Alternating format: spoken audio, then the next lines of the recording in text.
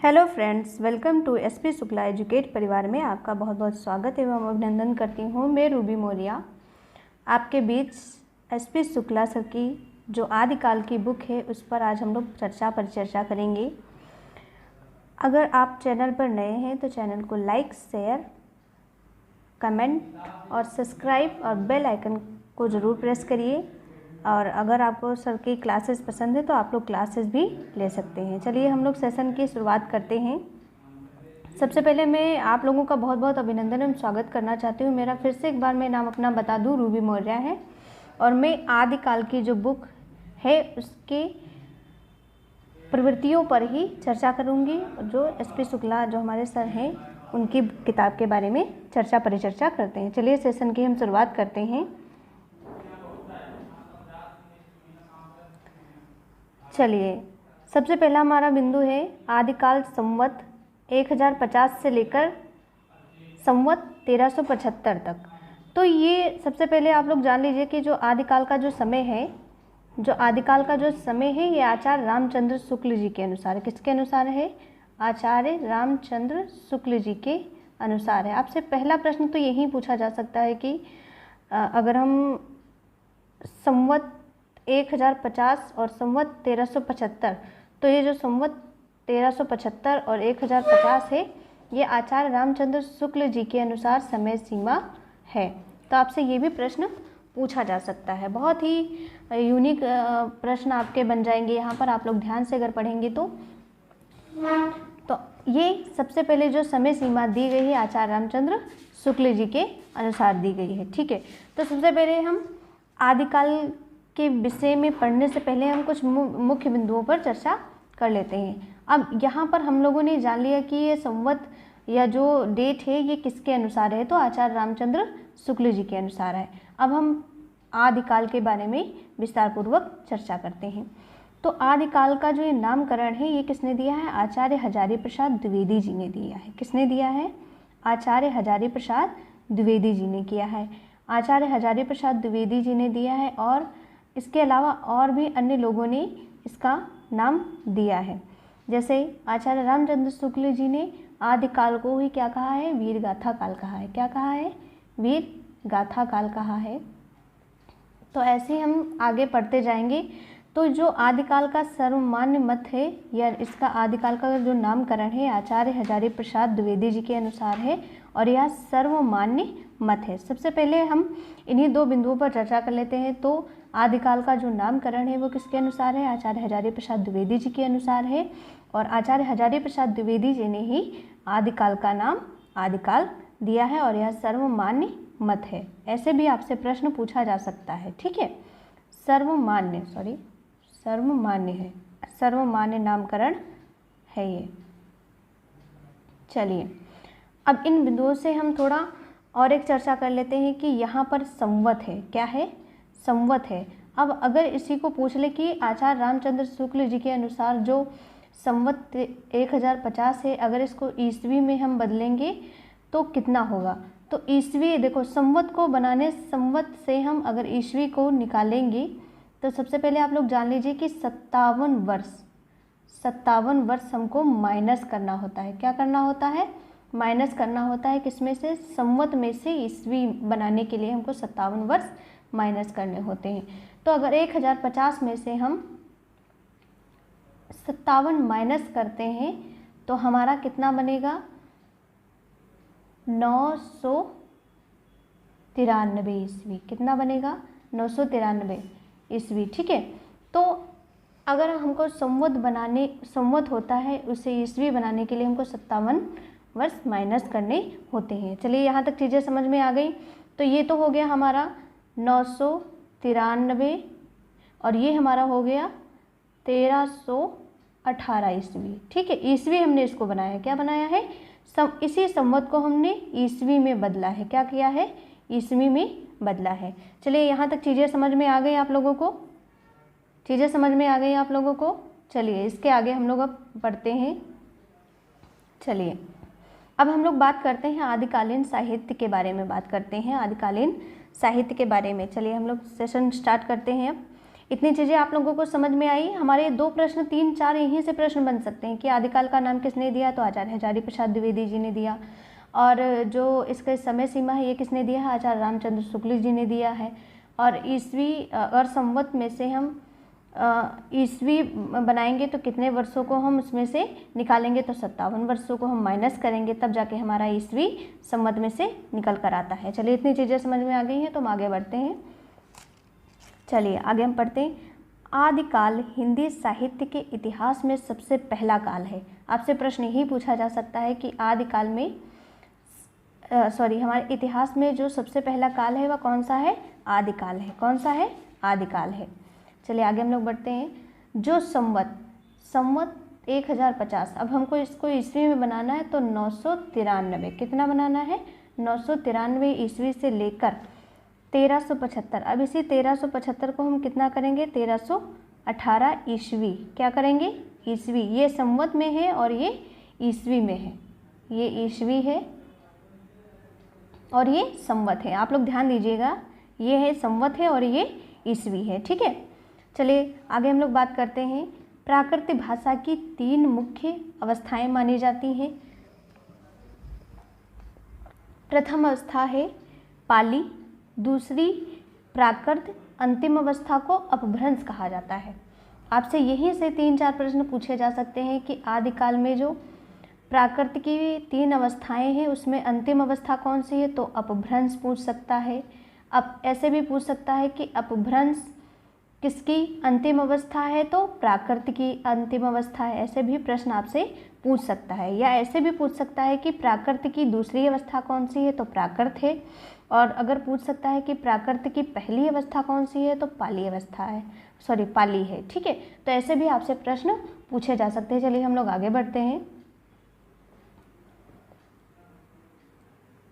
आगे बढ़ते हैं हम लोग। हिंदी प्राकृत, अपभ्रंश, संस्कृत, पुरानी हिंदी आदि से मिश्रित आदिकाल में वैविध्य भरा पड़ा है, जहाँ एक और राजाश्रित कवि, मतलब राजाओं के वहाँ जो कवि होते थे, आगे हम लोग बढ़ते हैं, वैविध्य भरा पड़ा हुआ है, जहाँ एक और राजाश्रित कवि एवं चारण नीति श्रृंगार के दोहे यथा अपने शासकों के पराक्रम पूर्ण चरितों के अतिशयोक्त पूर्ण वर्णन के लिए जाने जाते थे।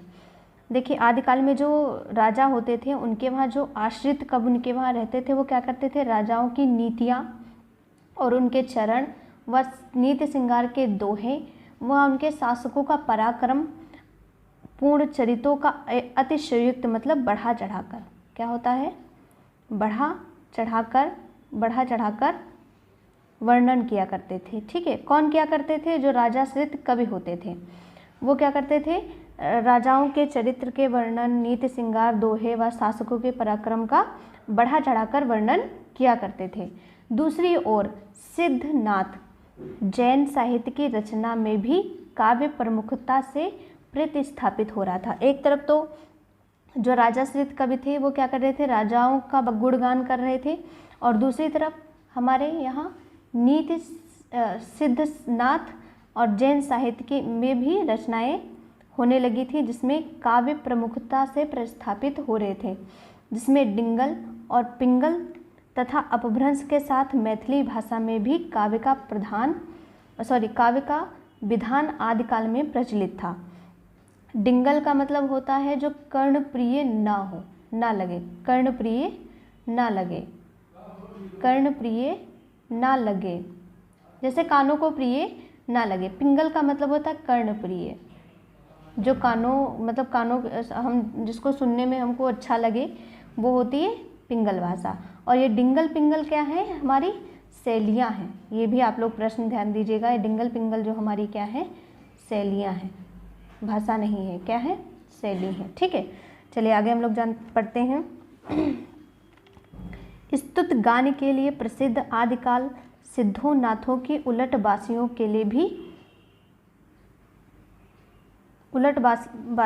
लिए प्रसिद्ध है। विविधताओं के आधार पर आदिकाल की प्रमुख विशेषताओं की बात की जाए तो पाएंगे कि आदिकाल की रचनाओं की प्रामाणिकता संदिग्ध में है। यहाँ से हम लोग पढ़ते हैं, जो आदिकाल में सिद्धनाथ थे उनकी उलटबासियाँ क्या थी, बहुत प्रसिद्ध थी। उलटबासियाँ भी वो लोग क्या करते थे,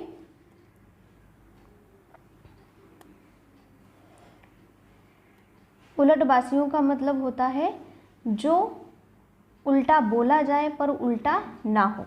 जैसे कहने का तात्पर्य यह है कि जो उल्टा लगे परंतु अर्थ उल्टा ना हो, जो उल्टा लगे, जो उल्टा लगे परंतु उसका अर्थ उल्टा ना हो, ऐसे उलटबासियों का अर्थ होता है परंतु अर्थ उल्टा ना हो। तो उलटबासियों का अर्थ समझ में आ गया आप लोगों को। तो आदिकाल सिद्धों नाथों के उलटबासियों के लिए भी विख्यात है।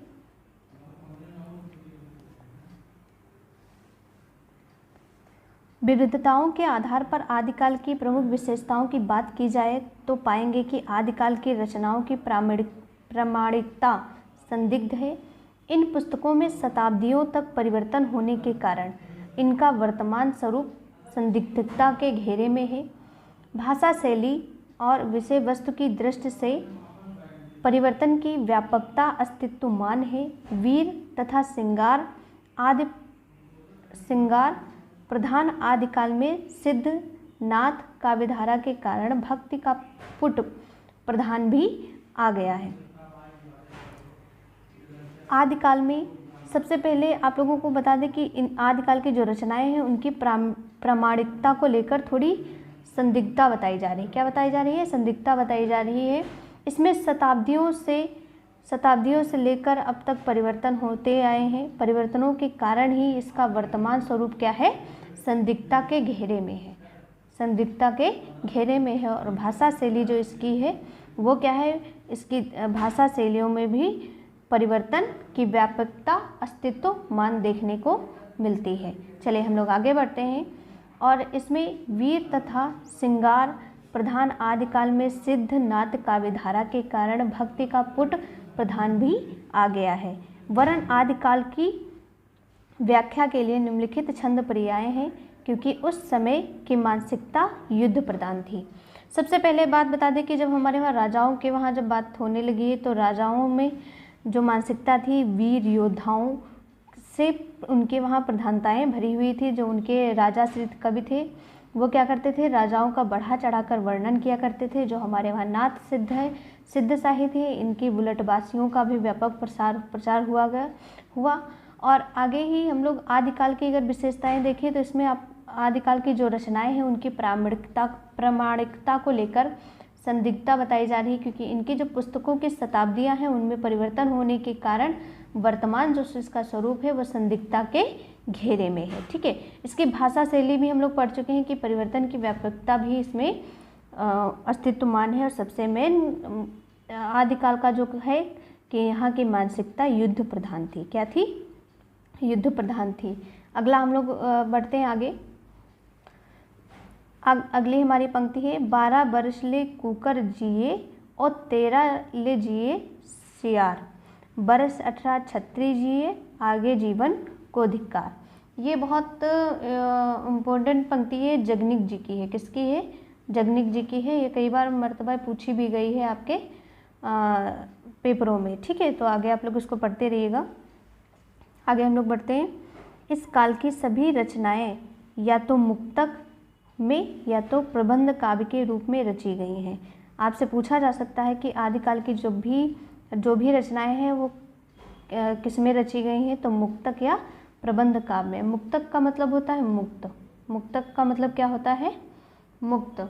और प्रबंध काव्य मतलब आधार बनाकर, आधार बनाना। क्या होता है? आधार बनाना।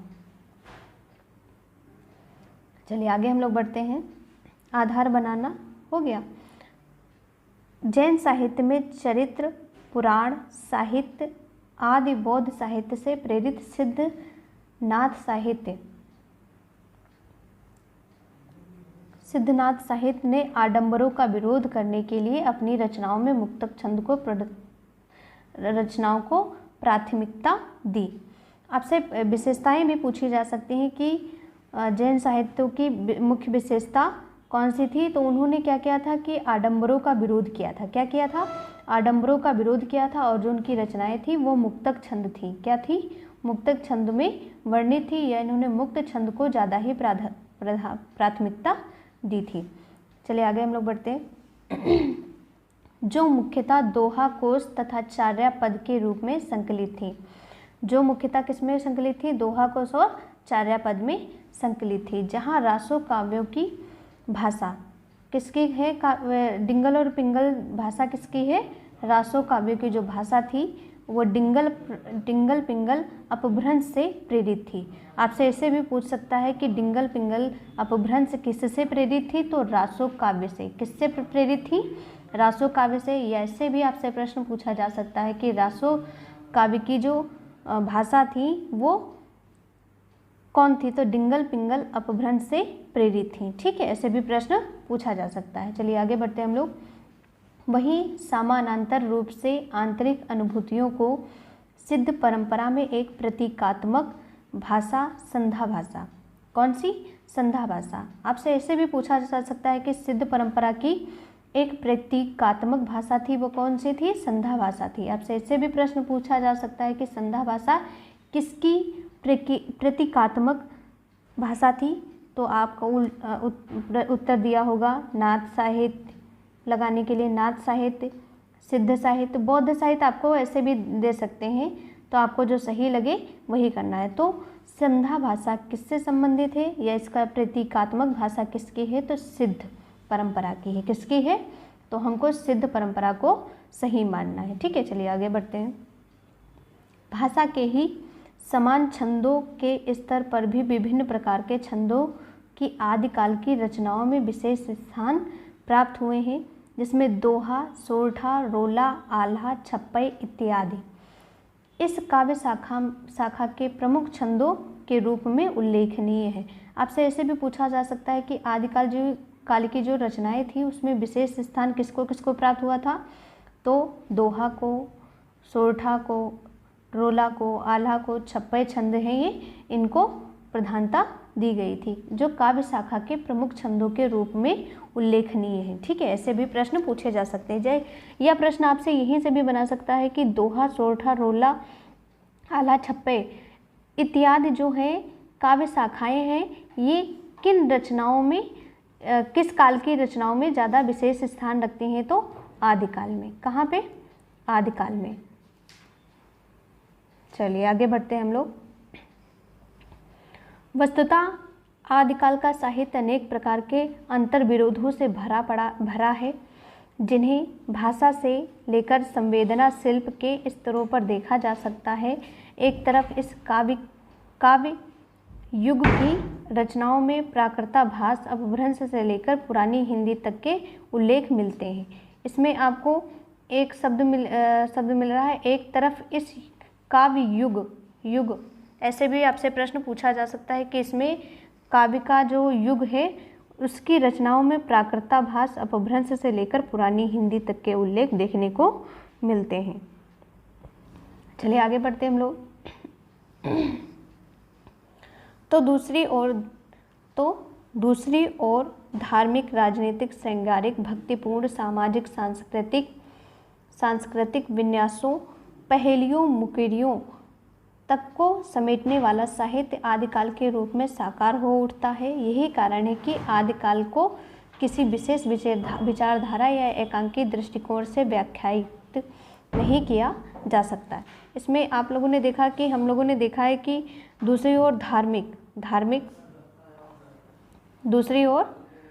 धार्मिक, राजनीतिक, श्रृंगारिक, भक्तिपूर्ण, सामाजिक, सांस्कृतिक विन्यासों के साथ साथ आगे इसमें पहेलियाँ, मुकेरियाँ तक को समेटने वाला साहित्य आदिकाल में ही देखने को मिलता है।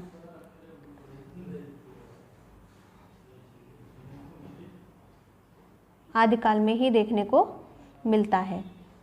चलिए हम लोग आगे बढ़ते हैं। अब हम लोग चर्चा करेंगे आचार्य रामचंद्र शुक्ल द्वारा वर्णित आदिकाल का विश्लेषण। अब हम ये आचार्य रामचंद्र शुक्ल जी के अनुसार आदिकाल का पूरा विश्लेषण पढ़ेंगे। विश्लेषण का अर्थ होता है किसी चीज़ को टुकड़ों या खंडों में सीखना, यही विश्लेषण होता है। एक साथ अगर किसी वस्तु को के बारे में हम जानकारी अर्जित कर रहे हैं तो वो हमारा संश्लेषण होता है, और अगर हम टुकड़ों में किसी चीज़ को छोटे छोटे खंडों में सीखना ये भी होता है, तो ये हमारा विश्लेषण होता है। चलिए हम आगे बिंदु पर बात करते हैं। आचार्य रामचंद्र शुक्ल जी के अनुसार जो आदिकाल की इन्होंने विशेषताएं बताई हैं उसी के बारे में विस्तार पूर्वक चर्चा करते हैं। चलिए पहले बिंदु पे आते हैं हम लोग। प्राकृत की अंतिम अपभ्रंश अवस्था से ही हिंदी साहित्य का आविर्भाव माना जा सकता है। उस समय जैसे गाथा कहने से प्राकृत का बोध होता था। आपसे ऐसे भी प्रश्न पूछा जा सकता है, गाथा को गुहा भी बोलते हैं, आगे भी हम लोग पढ़ेंगे। गाथा या गुहा कहने से प्राकृत भाषा का बोध होता है। वहीं दूसरी ओर दोहा या दूहा कहने से अपभ्रंश या प्रचलित काव्य भाषा का पद समझा जाता था। आपसे ऐसे भी प्रश्न पूछे जा सकते हैं कि दूहा या दोहा कहने से किसका मतलब किसका अर्थ समझा जाएगा। तो दोहा दोहा का मतलब क्या होता है, अपभ्रंश होता है। क्या होता है, अपभ्रंश होता है। और गाथा कहने का मतलब प्राकृत होता है। ये लिखा भी है, आप लोग जान लीजिएगा आगे। चलिए आगे बिंदु पे बात करते हैं हम लोग। अपभ्रंश या प्राकृताभास हिंदी के पदों का सबसे पुराना पता तांत्रिक और योग मार्गी बौद्धों की सांप्रदायिक रचनाओं के भीतर विक्रम की 7वीं शताब्दी के अंतिम चरणों में लगता है। फिर से एक बार रिपीट करते हैं। अपभ्रंश या प्राकृताभास हिंदी के पदों का सबसे पुराना पता तांत्रिक और योग मार्गी बौद्धों की सांप्रदायिक रचनाओं के भीतर विक्रम की 7वीं शताब्दी के अंतिम चरण में मिलता है। ठीक है, या अंतिम चरण में लगता है। ठीक है, अगले हम बिंदु पर बात करते हैं। मुंज और भोज के समय संवत 1050 से लगभग तो ऐसी अपभ्रंश या पुरानी हिंदी का पूरा प्रचार शुद्ध साहित्य या काव्य रचनाओं में भी पाया जाता है।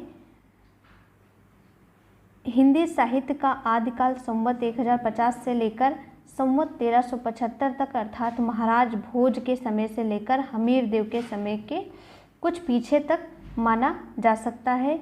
यद्यपि जनश्रुति इस काल का आरंभ और पीछे ले जाती है और संवत 770 में भोज के पूर्व पुरुष मान के सभासद पुष्प नामक किसी बंदी जन को दोहे में एक अलंकार ग्रंथ लिखना बताती है। चलिए आगे हम लोग बात करते हैं। ये बहुत इम्पोर्टेंट आपका पॉइंट है, यहाँ पर हम लोग बात कर लेते हैं। हिंदी साहित्य का आदिकाल संवत 1050 से लेकर 1375 अर्थात महाराज भोज के समय से, किसके समय से, महाराज भोज के समय से लेकर हमीर देव के समय तक कुछ पीछे तक का माना जा सकता है। यद्यपि जनश्रुति मतलब वहाँ के जो जन सामान्य लोग हैं या लोकहित जो जनता होती हैं, इस काल का आरंभ और पीछे तक ले जाने की बात को मानते हैं। संवत 1370 में जो राजा भोज थे, राजा भोज के पूर्व पुरुष मान के जो सभासद पुष्य नामक किसी बंदी जन को दोहे में एक अलंकार ग्रंथ लिखना बताती है। इसका कोई प्रमाणिक या इसका कोई प्रमाण अभी तक उपलब्ध नहीं हुआ है। ठीक है, चलिए आगे हम लोग बात करते हैं। राजाश्रित कवि और चारण जिस प्रकार राजा कवि और चारण जिस प्रकार नीति श्रृंगार आदि के फुटकल दोहे राज्य सभाओं में सुनाया करते थे, उसी प्रकार अपने आश्रयदाता राजाओं के पराक्रम चरित्रों और गाथाओं का वर्णन भी किया करते थे। यही प्रबंध परंपरा रासों के नाम से पाई जाती है, जिसे लक्ष्य करके इस काल को हमने वीर गाथा काल कहा। हमने का मतलब यहाँ पर आचार्य रामचंद्र शुक्ल, हमने का मतलब यहाँ पर आचार्य रामचंद्र शुक्ल।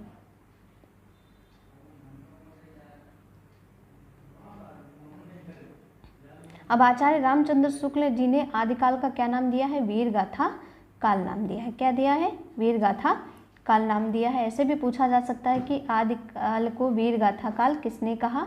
तो वीर गाथा काल किसने कहा? आचार्य रामचंद्र शुक्ल जी ने। और आचार्य रामचंद्र शुक्ल जी ने इसकी समय सीमा क्या मानी है? संवत में 1050 से लेकर 1375 तक। अगर इसको हम ईस्वी में बदलेंगे तो ये हो जाएगा 993 ईस्वी और 1318 ईस्वी। चलिए आगे हम लोग बात करते रहेंगे। बार बार चीज़ें आपको बताई जा रही हैं तो आपके भी माइंड में थोड़ा चीज़ें सेट होती जाएंगी। चलिए आगे बिंदु पर हम बात करते हैं। मोटे हिसाब से वीर गाथा काल महाराजा हमीर के समय तक ही समझना चाहिए। उसके उपरांत मुसलमानों का साम्राज्य भारत में स्थिर हो गया और हिंदू राजाओं को ना तो आपस में लड़ने का उतना उत्साह रहा और ना ही मुसलमानों से जनता की चित्त वृत्तियाँ बदलने लगी और विचारधाराएं दूसरी ओर चली गईं। मुसलमानों के न जमने तक उन्हें हराकर अपने धर्म की रक्षा का वीर प्रयत्न होता रहा। यहाँ तक आप लोग, ये बहुत इम्पोर्टेंट आपका पॉइंट है। यहीं से हमारा कहीं ना कहीं भक्ति काल का भी कहीं ना कहीं उदय होता है। मोटे तौर पर मोटे हिसाब से आदिकाल महाराज हमीर के समय तक ही समझना चाहिए, क्योंकि उसके उपरांत हमारे वहाँ मुस्लिम साम्राज्य स्थापित हो गया था, जो भारत में हिंदू राजाओं से ना तो हिंदू राजा उनसे लड़ने का उतना उत्साह जुटा रहे थे और जो वहाँ की जनता थी वो अपनी चित्त वृत्तियों को बदलने लगी थी या विचारधाराओं को दूसरी ओर ले जाने लगी थी। जो मुसलमानों के जमने तक कुछ ऐसे जो राजा हुए थे उन्होंने उनको हराकर अपने धर्म की रक्षा की तथा उस वीर प्रयत्न होते रहे। जबकि मुसलमानों के जम जाने पर अपने धर्म के उस व्यापक और हृदय ग्राह्य रूप से प्रचार की ओर ध्यान हुआ जो सारी जनता को आकर्षित रखे और धर्म से विचलित ना होने दे। तो उन लोगों ने क्या किया कि मुस्लिम जो हमारे वहाँ साम्राज्य फैलने लगा तो लोगों ने अपनी चित्त वृत्तियाँ परिवर्तित कर ली और अपने धर्म के उस व्यापक हृदय ग्राह्य रूप के प्रचार को ध्यान में रखते हुए उन लोगों ने क्या किया कि सारी जनता को आकर्षित रखें और धर्म से विचलित ना होने दें। तो यहीं पर कहीं ना कहीं हमारे वहाँ भक्ति काल का कहीं ना कहीं उदय होने लगता है धीरे धीरे। चलिए हम लोग आगे बिंदु पर बढ़ते हैं। पहले जैसे गाथा या गाहा कहने से प्राकृत का बोध, हम लोग आगे इसको पढ़ भी चुके हैं। जैसे गाथा और गाहा को हम प्राकृत का बोध होता है, वैसे ही हमारे पीछे भी हम लोगों ने पढ़ा है कि दोहा और दूहा कहने से अपभ्रंश, दोहा या दूहा अपभ्रंश या लोक प्रचलित काव्य भाषा बोलते हैं। क्या बोलते हैं? लोक प्रचलित काव्य भाषा का बोध होने लगा। ठीक है, चलिए आगे हम लोग पढ़ते हैं आगे बिंदु पर। आचार्य रामचंद्र शुक्ल के अनुसार जो भरत मुनि है, इन्होंने विक्रम की 3री शती ने अपभ्रंश नाम ना देकर क्या नाम दिया है? लोक भाषा को देश भाषा कहा है। आपसे ऐसे भी प्रश्न पूछा जा सकता है कि किस कवि ने अपभ्रंश नाम ना देकर लोक भाषा को देश भाषा कहा? तो भरत मुनि ने। क्या कहा है? भरत मुनि ने। भरत मुनि के अनुसार 3री शताब्दी में अपभ्रंश का नाम उन्होंने क्या दिया था? तो देश भाषा नाम दिया था। ये आप लोग ध्यान दीजिएगा। ठीक है, चलिए आगे हम लोग बिंदु पर बात करते हैं। वररुच के प्राकृत प्रकाश में, अब ये हम वररुच के अनुसार बात कर रहे हैं। वररुच के प्राकृत प्रकाश में अपभ्रंश का उल्लेख नहीं है।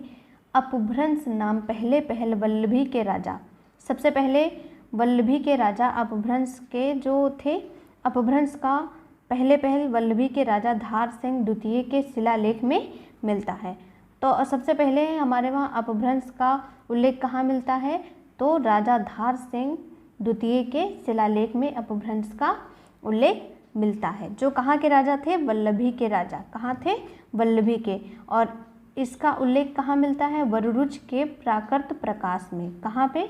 जो हमारे कवि थे, कवि वररुच जो हमारे कवि थे, उनका उनका काव्य है प्राकृत प्रकाश, उसमें वल्लभी के राजा धारसेन द्वितीय के शिलालेखों में किसका नाम मिलता है? तो अपभ्रंश का मिलता है। किसका नाम मिलता है?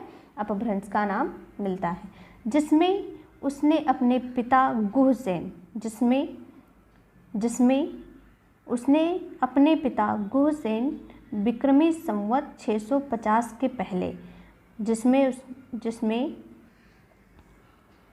उसने कौन? राजा धार सिंह द्वितीय। यहाँ पर उसने का मतलब राजा धार सिंह द्वितीय के जो पिता थे गुहसेन विक्रमी संवत 650 के पहले को संस्कृत, प्राकृत, अपभ्रंश तीनों का कवि कहा जाता था। आपसे ऐसे भी पूछा जा सकता है कि आदिकाल में संस्कृत, प्राकृत, अपभ्रंश तीनों का कवि किसे कहा गया है? तो गुहसेन को कहा गया है। किसके कहा गया है? गुहसेन को कहा गया है। अब ऐसे भी प्रश्न आपसे पूछ सकता है कि गुहसेन किसके पिता थे? तो राजा धारसेन के थे। धारसेन द्वितीय के थे। ठीक है। और ये द्वितीय जो राजा धारसेन द्वितीय थे, ये कहाँ के थे? ये वल्लभी के राजा थे। कहाँ थे? वल्लभी के राजा थे। और वल्लभी के जो राजा का वर्णन किसने किया है? वररुच के प्राकृत प्रकाश में हुआ है। ठीक है, यहाँ तक चीज़ें समझ में आई। चलिए आगे हम लोग बिंदु पर बढ़ते हैं। अगले बिंदु पर बढ़ते हैं। अब भामा जी ने दिया है, भामा विक्रम 7वीं शताब्दी ने इन्होंने तीनों भाषाओं का उल्लेख किया है। भामा के अनुसार विक्रम की 7वीं शताब्दी तक तीनों भाषाओं का उल्लेख देखने को मिलता है। आगे हम लोग पढ़ते हैं। बाण ने हर्षचरित में संस्कृत कवियों के साथ भाषा कवियों का भी उल्लेख किया है। आपसे ऐसे भी प्रश्न पूछा जा सकता है कि संस्कृत विषयों के साथ भाषा कवियों का उल्लेख किसने किया है? तो बाण ने किया है। किसमें किया है? तो हर्षचरित में। तो आपका पहला प्रश्न यहाँ से बन सकता है, दूसरा आपका प्रश्न यहाँ से बन सकता है और तीसरा प्रश्न आपका यहाँ से बन सकता है। ठीक है, चलिए। और ऐसे भी पूछा जा सकता है कि हर्षचरित किसकी रचना है? तो बाण भट्ट जी की है। बाण भट्ट जी ने क्या लिखा? तो हर्षचरित लिखा। बाण भट्ट जी ने हर्षचरित में क्या लिखा है? तो संस्कृत कवियों के साथ भाषा कवियों का भी उल्लेख हमारे हर्षचरित में देखने को मिलता है। किसके अनुसार? बाण भट्ट जी के अनुसार। आचार्य रामचंद्र शुक्ल ने अपने इतिहास में आदिकालीन रचनाओं को 2 वर्गों में विभक्त किया है। देखो, आचार्य रामचंद्र शुक्ल जी ने आदिकाल को वीर गाथा काल क्यों कहा?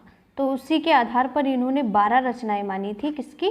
12 रचनाओं के आधार पर इन्होंने आदिकाल का क्या नाम दिया था? वीर गाथा काल नाम दिया था। और इन्हीं वीर गाथा की जो 12 रचनाएं थी, उन्होंने इसको 2 रूपों में बांट दिया था। पहला कौन सा है? अपभ्रंश की रचनाएं, और दूसरी कौन सी है? देश भाषा या बोलचाल की रचनाएं की थी।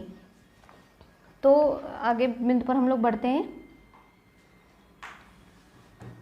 आचार्य रामचंद्र शुक्ल द्वारा वीरगाथा काल के नामकरण के आधार पर ग्रंथ।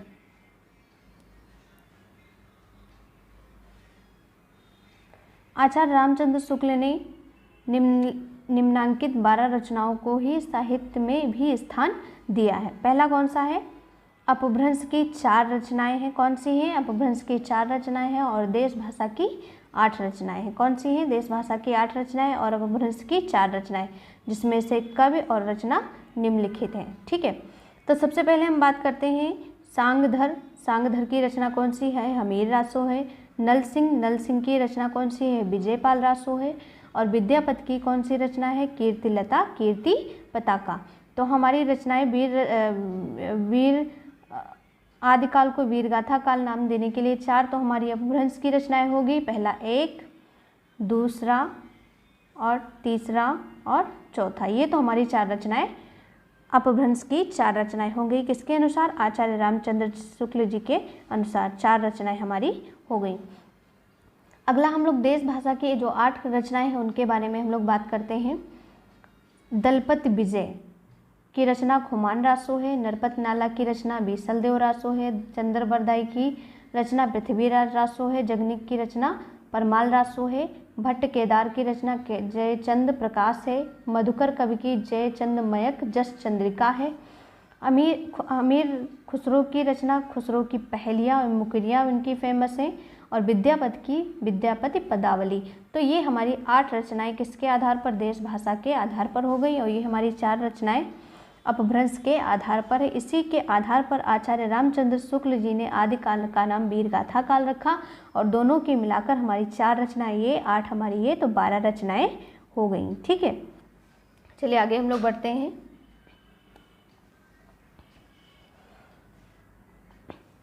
उपयुक्त 12 पुस्तकों के आधार पर ही आदिकाल का नाम वीर गाथा काल करते हुए लिखा है। इनमें से जो अंतिम 2 तथा बीसल देव रासों को छोड़कर सब ग्रंथ वीर गाथात्मक ही हैं, अतः आदिकाल का नाम वीर गाथा काल रखा जा सकता है। इन्होंने अपना तथ्य प्रस्तुत किया। हमने आपको बताया कि विश्लेषण का अर्थ होता है टुकड़ों में या खंडों में सीखना। तो आचार्य रामचंद्र शुक्ल जी ने अपने वीर गाथा काल जो नाम दिया है आदिकाल का, उन्होंने बता दिया कि हमने किस आधार पर आदिकाल का नाम वीर गाथा काल दिया है। तो उन्होंने 4 रचनाएं अपभ्रंश की बताई हैं, और देश भाषा की 8 रचनाएं बताई हैं। उनमें से ही इन्होंने बताया कि इनमें से जो 2 रचनाएं हैं बीसल देव रासों को छोड़कर और अंतिम की जो 2 रचनाएं हैं, कौन सी हैं, अंतिम की जो 2 रचनाएं हैं उनको छोड़कर बाकी सब क्या है, वीर गाथात्मक है। इसीलिए हम लोग आचार्य रामचंद्र शुक्ल जी ने आदिकाल का नाम क्या रख दिया, वीर गाथा काल। तो उन्होंने अपना विश्लेषण पूरा दिया, इसीलिए उनका हम लोग विश्लेषण पढ़ रहे थे। चलिए इसके आगे की बातें हम लोग आगे करते हैं।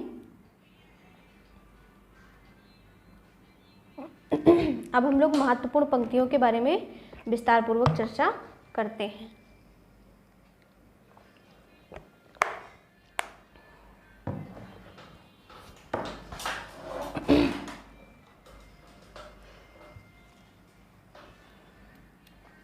चलिए महत्वपूर्ण पंक्तियों पर हम बात करते हैं, और ये महत्वपूर्ण पंक्तियां भी आचार्य रामचंद्र शुक्ल जी के अनुसार है। किसके अनुसार है, आचार्य रामचंद्र शुक्ल जी के अनुसार है। बाकी हम लोग बाकी जो पंक्तियां हैं वो आगे हम लोग भी पढ़ेंगे, पर ये आचार्य रामचंद्र शुक्ल जी के अनुसार मुख्य पंक्तियां हैं आदिकाल में उन्होंने जो ली हैं।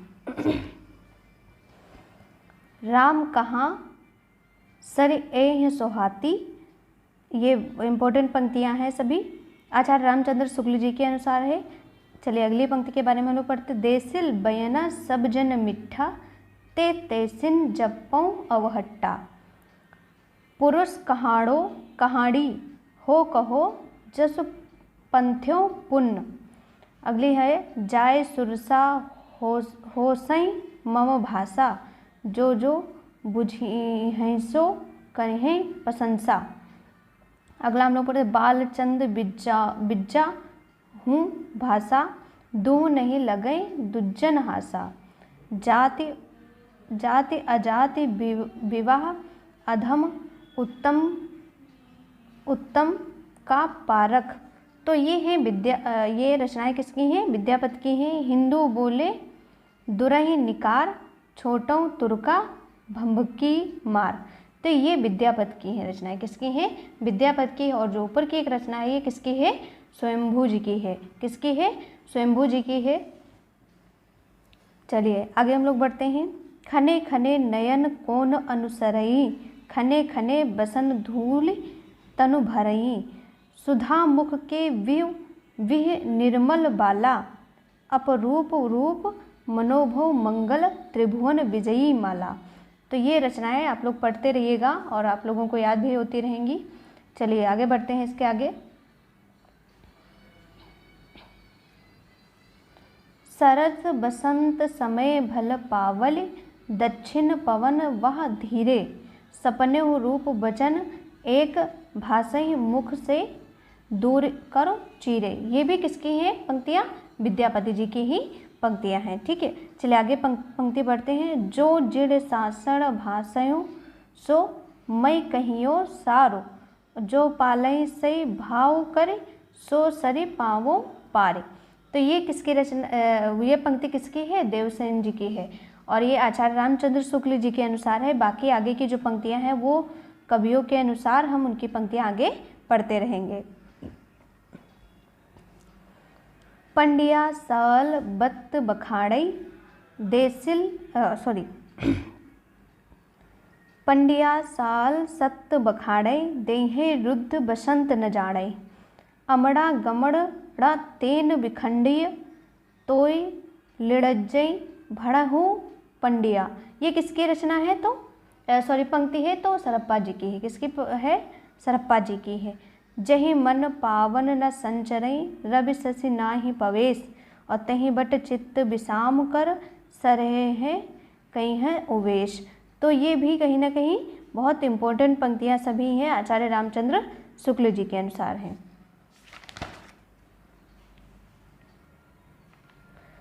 चलिए, घोर आधारे चंदमणि जिम उज्जैन करे परम महासुई एक करे दुहा अशेष होए और जीते ही जो नौ जरय सो अजरामर होए। तो ये पंक्तियाँ भी आप लोग पढ़ते जाइएगा, आप लोगों को पढ़ने से भी चीज़ें याद भी आएंगी और समझ में भी चीज़ें आएंगी। चलिए आगे हम लोग बढ़ते हैं। गुरु उपहय से विमलमय सो पर धड़ कोय। तो ये सरप्पा जी की पंक्तियाँ हैं। किसकी हैं? सरप्पा जी की पंक्तियाँ हैं। आगे हम लोग बढ़ते हैं।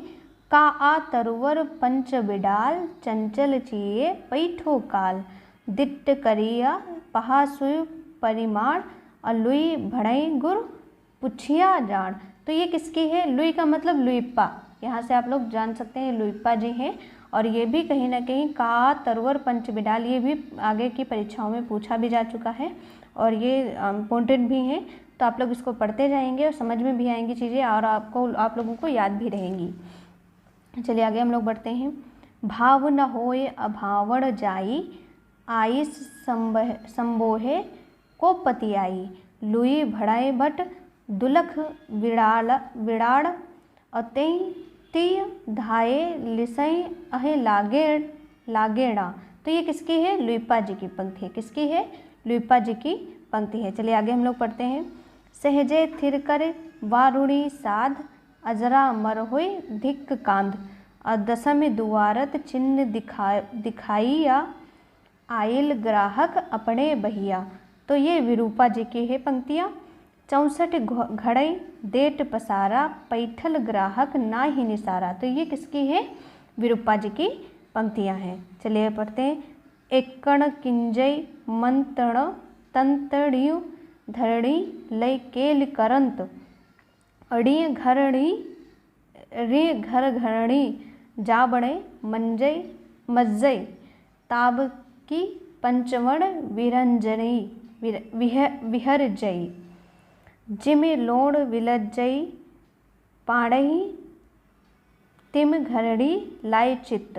तो ये पंक्तियां हैं, आप लोग इसको पढ़ते रहिएगा तो याद होती रहेंगी। आगे हम लोग पढ़ते हैं। सम रस जय ताक तखड़े जाए पुड़ुते समनित्य। तो ये कडप्पा जी की है। किसकी पंक्तियां हैं? कडप्पा जी की पंक्तियां हैं। आगे पंक्ति हम लोग पढ़ते हैं। नगर बाहिरे डोंबी तोहार कुड़िया छाए और छाए जाए सो ब्राह नाड़ियाँ। तो ये किसकी है? ये भी कडप्पा जी की है। किसकी पंक्ति है? कडप्पा जी की। आगे हम लोग पढ़ते हैं। आलो डोंब तो ही सम करीब माँ सांग और निघिड़ कढ़ही कपाली जोय लाग। तो ये किसकी है? कडप्पा जी की पंक्तियां हैं। आप लोग इसको पढ़ते रहिएगा और याद होती जाएंगी। ठीक है, आगे हम लोग बढ़ते हैं। 100 पदमा 64 चढ़े तड़ चढ़े नाचो डोंबी बापुड़ी हालो डोंबी तो पूछम सद्भावे ऐसे से जास डोंबी काहर नाबे। तो ये डोंबी डोइम्बा जी की मान लीजिए है, डोइम्बा जी की है। आप लोग इसको पढ़ते रहिएगा। ठीक है। गंगा जमुना माझे रे बहाई नाय और ताहे बिडुल मंतंगी पोया लीले पार कराए। तो ये किसकी है? डोंबिप्पा जी की है। किसकी है? डोंबिप्पा जी की है। आगे हम लोग पढ़ते हैं। बाहत डोंबी बाहलो डोंबी बाट त भैल उछारा और सदगुरु पाओ पाए जाएब पुड़ो जुड़वारा। तो ये किसकी है? डूम्बा जी की ये भी पंक्तियां हैं। चलिए हम लोग आगे पढ़ते हैं। ससुरी निंद गेल बहुड़ी जागवा कानेट चोर नीलका गई मांग आ दिवसहि बहुड़ी काढ़े डारे भा रति भैले कामरू जा। तो ये कुकीरप्पा जी की है। किसकी है? कुकीरप्पा जी। ये जितने भी कवि हैं तो ये 84 जो सिद्ध हैं, हमारे सिद्ध हैं, उनमें से ही हैं। चलिए आगे पंक्ति हम लोग पढ़ते हैं। बंग संसार बाढ़हिल जा दुहिल दूध के बेटे सामुहा और बलद बियायल गविया बांझे पिता दुहिस इतना सांझे जो सो बुझी सो धुनि बुद्धि जो सो चोर सोए साधी निते निते पियाला शिष्य शम झूझे ढूंढपैर गीत विरले बूझिया। तो ये तंतिप्पा जी की है। किसकी है? तंतिप्पा जी की है। ठीक है, चलिए आगे बढ़ते हैं। पिए संगम कहूँ निंदड़ी भला हुआ जो मातरिया बाहिण महारा कंतु। ये आपसे पूछी भी जा सकती हैं, पंक्तियाँ बहुत अच्छी हैं। भला हुआ जो मातरिया बहिण महारा कंतु और लज्जेजुम कुंतु वयम सियों जय भग्गा घरु एंतु। तो ये हेमचंद जी की पंक्ति हैं। किसकी हैं? हेमचंद जी की पंक्तियां हैं। ठीक है, चलिए आगे हम लोग बढ़ते हैं। हिंदवान थान उत्तम सुदेश तहि उदित द्रुग दिल्ली सुदेश और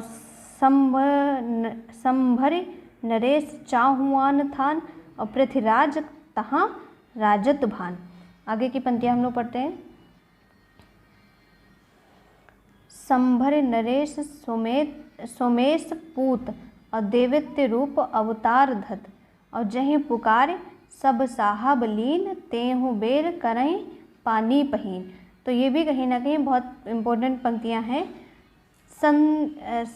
सिंघनि सुसद गुण चढ़ी जंजीर चुक्कही न सबद बेंधत तीर मनहु कला संसभान कला 1600 बिनय बाल बेस शशि ता समीप अमृत सा पिनय। ठीक है, तो ये भी कहीं ना कहीं पंक्तियाँ बहुत इंपॉर्टेंट हैं। ये पृथ्वीराज रासो से ली गई हैं पंक्तियाँ।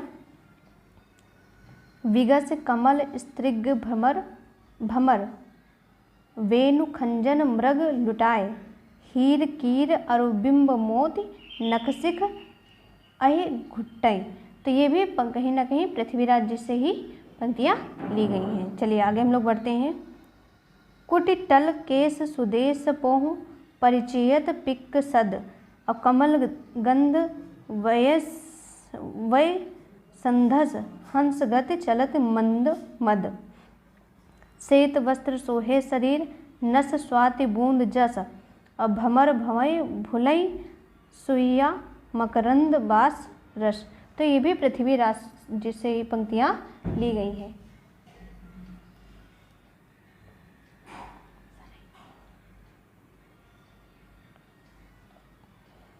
प्रिय पृथ्वीराज नरेश जोग लख कग्गर दिनो लगन बरब रचे सरव दिन द्वादश सस लिन्नो। तो ये भी पृथ्वीराज से ही पंक्तियाँ ली गई हैं। चलिए आगे पंक्ति हम लोग पढ़ते हैं।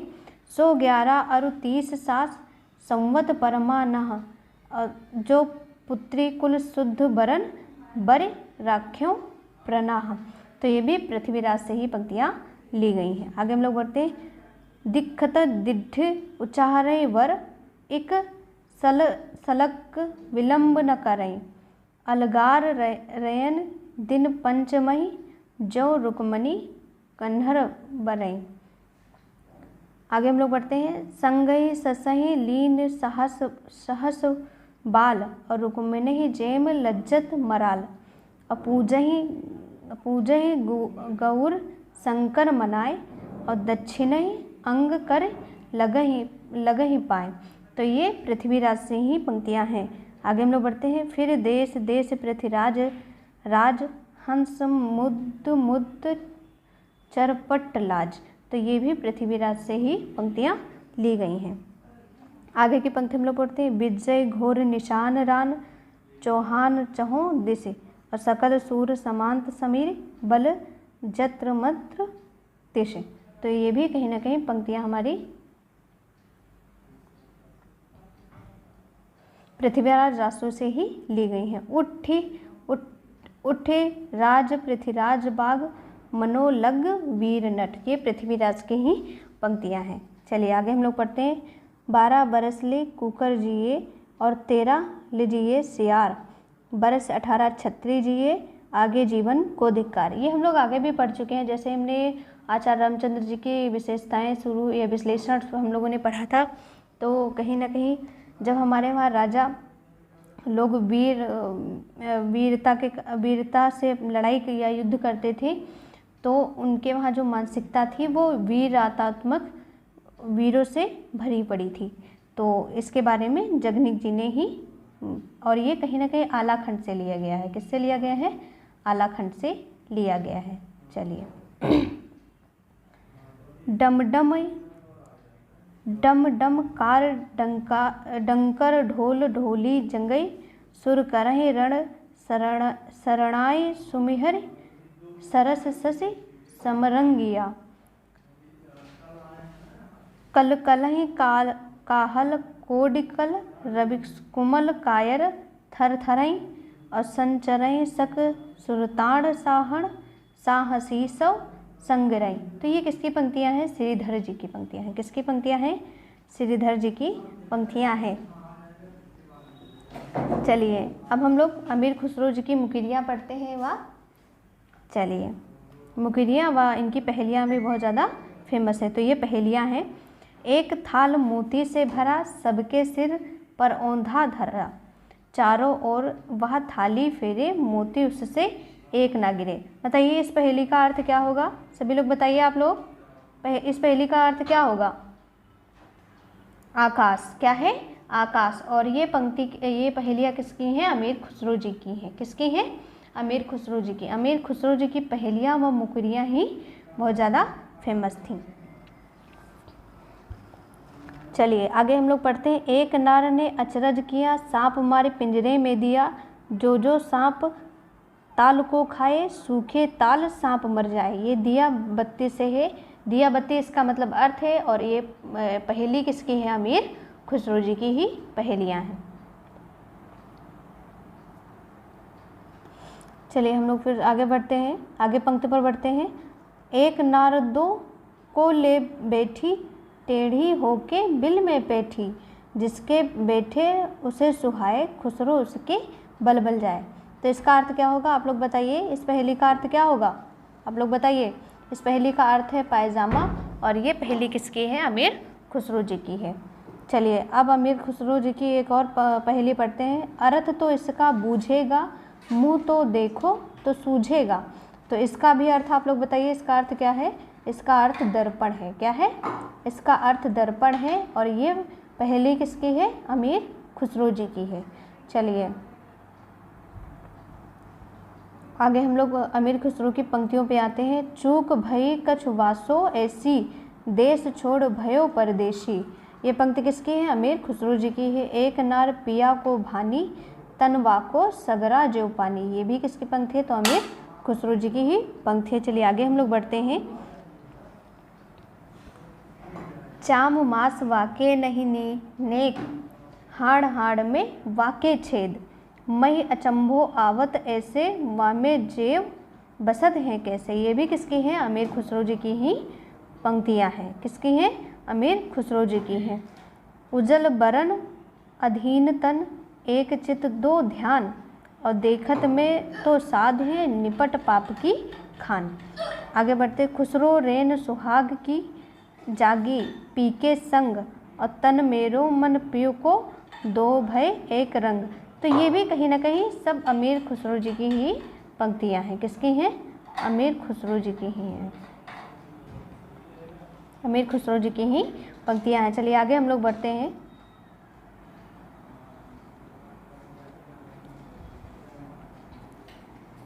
गोरी सोवे सेज पर मुखवे पर डाले केस, चल खुसरो घर आपने रेन भये चहु देश। तो ये अमीर खुसरो जी की ही पंक्तियां हैं। ठीक है, अगली पंक्ति पे हम लोग बढ़ते हैं। मोरा जोबना नवेल रा भयो है गुलाल, केस्यो गर दीनी कस मोरी माल, सुनी सेज डरावन लागे बिरहा अगिन मोहि डस डस जाए। ये भी अमीर खुसरो जी की ही पंक्तियां हैं। इन्होंने एक मृत व्यक्ति को देखा था और उसके बारे में ये मतलब लिखे थे पंक्तियां कि कैसे एक व्यक्ति की जब मृत्यु होती है तो वो कैसे मतलब उसके सब चीज़ें देखने को, कैसे उसको शमशान ले जाया जाता है, नए वस्त्र पहनाए जाते हैं, ये सब चीज़ें उनको देखने को मिली थी और इसी पंक्तियों पर उन्होंने इसका वर्णन किया है। चलिए आगे हम लोग इनके बारे में पढ़ेंगे आगे, तो बहुत सारी चीज़ें आपको देखने को मिलेंगी। चलिए आगे हम लोग बढ़ते हैं। हजरत निज़ाम दीन चिश्ती जर्जरी बख्श पीर, और जोय जोय ध्यावे तेई तेई फल पातावे, मेरो मन की मुराद भर दीजो अमीर। तो ये किसकी हैं? अमीर खुसरो की ही पंक्तियां हैं। चलिए आगे पंक्ति पे हम लोग बढ़ते हैं। जे हाल मिसकी मुकुन तगा फुल दुराए नैना, बनाई बतियाँ की ताबे हिजरा दराज, चू जुल्फ व रोज़े वसलत चू उम्र कोतह कोतह। तो ये भी कहीं ना कहीं अमीर खुसरो की ही पंक्तियां हैं। ठीक है, आगे हम लोग बढ़ते हैं। सबाने हिजरा दराज चू जुल्फ व रोजे वसलत चू उम्र कोतहा, सखी पिय को जो मैं ना देखूं तो कैसे काटूं अंधेर रतियाँ। ये भी अमीर खुसरो की ही पंक्तियां हैं। चलिए आगे हम लोग बढ़ते हैं। जोय जोय पिंडे सोय सोय ब्रह्मांडे, कौन सी पंक्तियां हैं? जोय जोय पिंडे सोय सोय ब्रह्मांडे, ये किसकी है? गोरखनाथ जी की पंक्तियां हैं। कौन सी हैं? गोरखनाथ जी की पंक्तियां हैं। अगली पंक्ति पे हम लोग चलते हैं। अवध मन चंगा तो कटौती में गंगा। अगला पढ़ते हैं। दुबधिया मेट सहज में रहें। अगली पंक्ति है अभि अंतर की त्यागे माया। ये बहुत इंपॉर्टेंट है, आपसे इतनी ही पंक्तियाँ पूछी जा सकती हैं, तो आप लोग इसको पढ़ते रहिएगा और पेपरों में ये आने वाले पेपरों में पूछी भी गई हैं और पूछी भी जा सकती हैं। तो ये सब पंक्तियाँ किसकी हैं? गोरखनाथ जी की पंक्तियाँ हैं। ठीक है।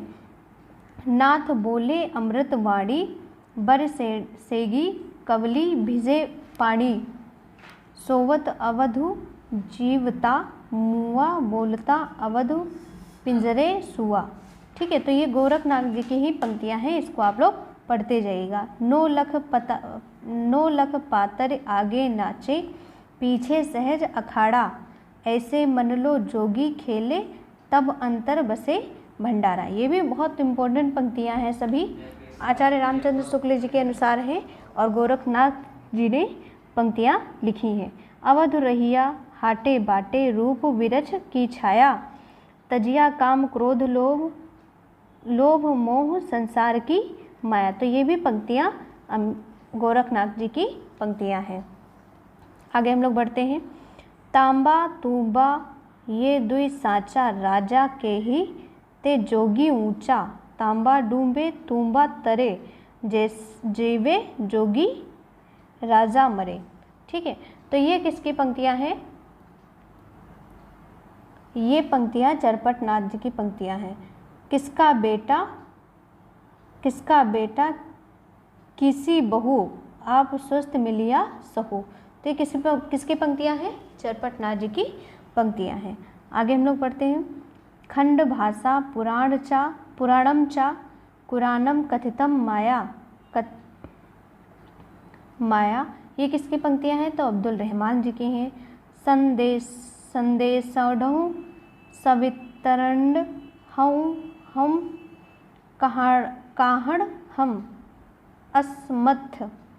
तो ये अब्दुल रहमान जी की ही पंक्तियां हैं। सोरठयूं दूहा भलो भली मरवड़ री बात, और जोबन छाए धड़ भली तारा छाती रात।